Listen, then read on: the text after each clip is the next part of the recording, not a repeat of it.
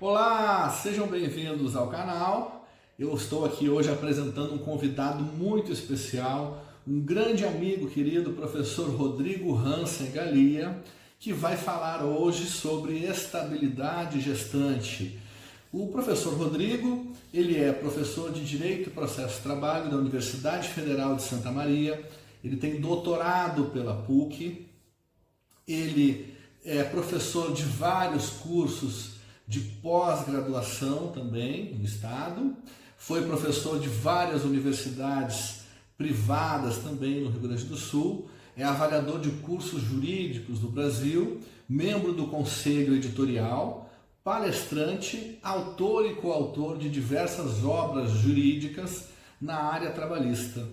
E é um amigo muito querido, que eu tive o prazer de convidá-lo para participar aqui do nosso canal. Hoje ele vai falar sobre estabilidade gestante, espero que vocês gostem da aula do professor Rodrigo Galia e não se esqueçam de se inscrever aqui no canal. São aulas de Direito e Processo de Trabalho totalmente gratuitas comigo e agora também com o nosso professor convidado, o professor Rodrigo Galia. Um grande abraço, se inscrevam no canal, cliquem ali no sininho para receber notificações dos novos vídeos que virão em seguida. Até o final do ano nós temos uma meta de 50 videoaulas aí para vocês, totalmente gratuitas, para revisão de OAB, para revisão de profissionais, para pessoas também que não são da área jurídica e que querem ter essa informação. Um grande abraço, seja bem-vindo, professor Rodrigo Galia. Olá pessoal, tudo bem? Eu sou o professor Rodrigo Galia e atendendo a um convite muito querido do professor Felipe Merino, eu venho comentar com vocês num videozinho para o canal dele, que está bombando no YouTube, tá? Canal sobre Direito do Trabalho. Eu venho comentar um pouquinho sobre as estabilidades legais provisórias, principalmente da gestante e do acidentado, contribuindo inicialmente com um videozinho curto sobre estabilidades legais provisórias aqui para o canal de Direito do Trabalho. Começando pelo trabalho da mulher, no que tange a estabilidade da gestante, nós sabemos que o artigo 10.2b do ADCT, Ato das Disposições Constitucionais Transitórias, estabelece que a estabilidade da gestante se dá da confirmação da gravidez até 5 meses após o parto. Então, tendo essa diretriz, ela passa a ter estabilidade do simples fato objetivo de estar grávida. Esse é o entendimento predominante, tá? Então, basta estar grávida para ter estabilidade, mesmo que ela não tenha conhecimento e mesmo que o empregador não tenha conhecimento disso, tá? Se ela for despedida sem que ela saiba que está grávida, ou mesmo que ela saiba sem o empregador saber que ela está grávida, tá? Se ao tempo da despedida nenhum deles sabia da gravidez, e se ela foi despedida, faz um exame, descobre que está grávida há 4 semanas e faz 1 semana que ela foi despedida, ao tempo da dispensa ela já estava grávida, terá direito à reintegração ao emprego. Tá? E se ela sabe que está grávida e o empregador não sabe, isso não é má-fé da gestante, ela tem direito de não querer dizer que está grávida pelo seu planejamento familiar. Aliás, ao empregador é vedado exigir atestado médico de gravidez da mulher, seja na pré-contratação, seja durante o contrato de trabalho, em conformidade com o artigo 373-A, incisos 4 e 6 da CLT. Tá? Não pode exigir nem atestado médico de gravidez da mulher na pré-contratação, nem realizar revista íntima da empregada mulher, tá? No ambiente de trabalho. Bom, dito isso, o que acontece? Tá? Então, ela tem estabilidade da confirmação da gravidez até 5 meses após o parto. Claro que se a criança nascer com vida. Se ela sofrer um aborto natural, já que aborto não natural é crime, tá? Então não nos resta comentar sobre o aborto criminoso, porque aí, como é crime, não nos interessa.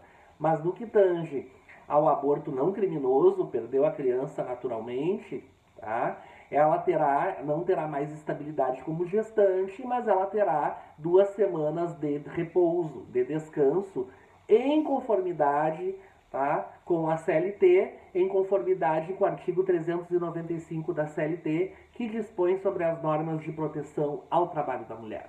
Bom, seguindo no nosso raciocínio aqui, tá? Então ela tem estabilidade da confirmação da gravidez até 5 meses após o parto, O desconhecimento do estado gravídico da gestante pelo empregador não afasta dela o direito à estabilidade, ou, se não couber mais, se a criança já está com mais de 5 meses, o juiz converte o pleito de reintegração em indenização do período estabilitário, em conformidade com a súmula 244, item 1 do TST, tá? E item 2 do TST, porque o item 2 vai dizer, bom, se não dá mais para reintegrá-la, porque a criança já está com mais de 5 meses e a estabilidade dela vai até o 5º mês de gravidez, né, da gravidez, da confirmação da gravidez até 5 meses após o parto, ou seja, quando a criança tiver completado 5 meses, tá, cessa o direito à reintegração. Mas ela ainda tem prazo prescricional para entrar com a ação, né, de pleito de reintegração. Ora, o que nos interessa dizer aqui é o seguinte, se ao tempo de reintegrar o juiz se dá conta que a criança tem mais de 5 meses, não dá mais para reintegrá-la à função. Aí o juiz automaticamente converte o pleito de reintegração em indenização do período estabilitário, em conformidade com a súmula 244, item 2 do TST.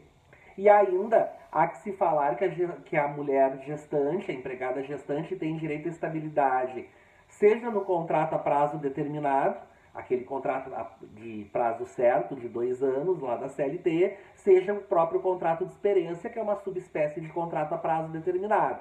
Tá? Esses 2 contratos estão abarcados no termo contrato a prazo certo, contrato a prazo determinado, contrato a termo. Tá? Todo contrato de experiência é um contrato a prazo determinado, mas nem todo contrato a prazo determinado é um contrato de experiência.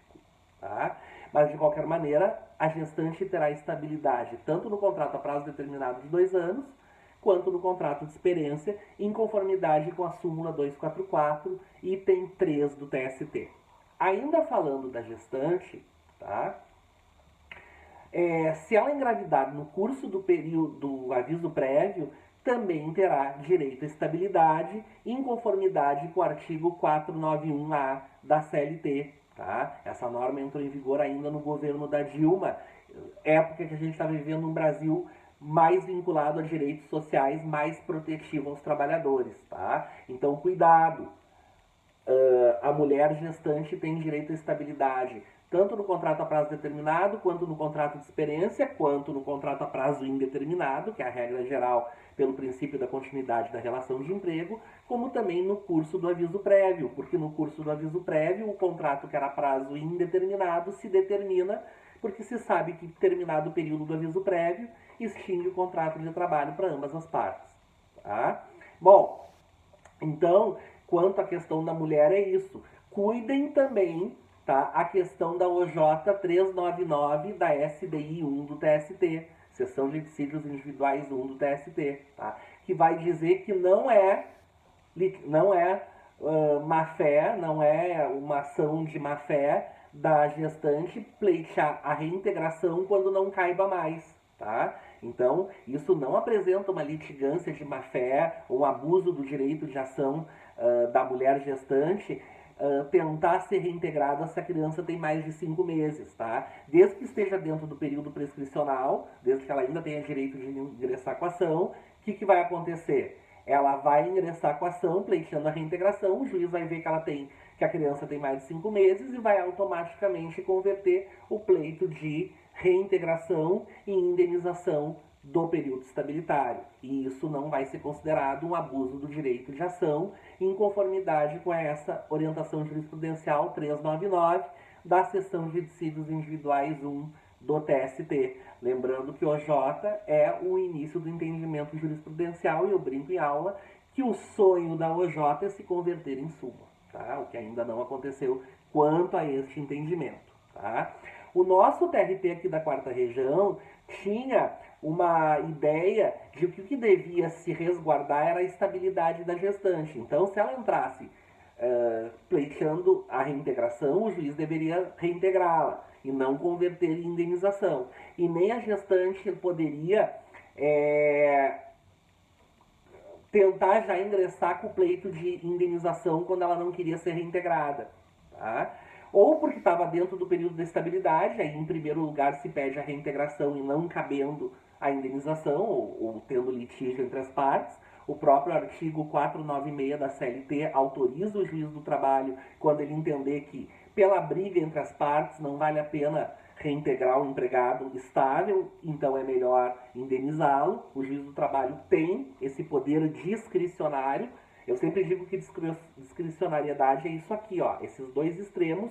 Tu tem uma liberdade para agir entre esses dois extremos. Então, o juiz do trabalho, por força do artigo 496 da CLT, ele tem, então, liberdade, poder discricionário para agir ou reintegrando, se for o caso, ou se ele entender que pelo grau de dissídio entre as partes, briga mesmo entre as partes, às vezes brigas até com violência física ou até violência do tipo moral, né, um assédio moral, um dano moral, né, um xingamento entre as partes, talvez seja desaconselhável reintegrar e seja até melhor, tá, converter o pleito em indenização. O nosso TRT achava isso abusivo e que quando a gestante deixava passar o prazo de estabilidade para ingressar com a ação, né, ela ia no advogado e o advogado dizia, se tu não quer ser reintegrada, espera a criança ter mais de 5 meses, porque aí o juiz automaticamente converte o pleito de reintegração em indenização do período estabilitário. Tá? O nosso TRT aqui entendia que era uma litigância de má-fé, porque o instituto era de estabilidade e não de troca em dinheiro pela estabilidade. Mas o TST pacificou a questão, tá? É um direito da gestante primeiro tentar a reintegração, se não couber ou se passar o prazo, ela tem direito à indenização do período estabilitário. Esse, então, é o meu primeiro vídeo aqui para o canal do professor Felipe Merino, que eu hoje reputo um dos melhores professores na área trabalhista. É um amigo que eu considero um amigo pessoal, né? É uma grata surpresa profissional ter um amigo desse quilate, que só nos ajuda, só ajuda os colegas, chama a gente para palestrar nos eventos dele, é extremamente carismático, a gente aprende horrores com o professor Felipe Merino. Então, além de ser um amigo muito querido, muito especial, eu reputo ele um excelente professor, tá? Então, estou tendo a honra de participar desse canal dele, agradecendo todos os convites que ele sempre me fez para participar de palestras nos cursos de direito em que ele ministra aula ou ministrou aula, pós-graduações que ele esteja participando ou coordenando. É um amigo que é muito querido para mim. No próximo vídeo eu vou comentar com vocês o acidente de trabalho, tá? Até o próximo vídeo, muito obrigado. Um abraço a todos. Estou gravando aqui, Felipe, de Santa Maria, para atender o teu pedido. Tu pode ver que eu ainda estou um pouco resfriado, como eu tinha te dito, mas não deixei de fazer o vídeo, tá? Um grande abraço. Sucesso!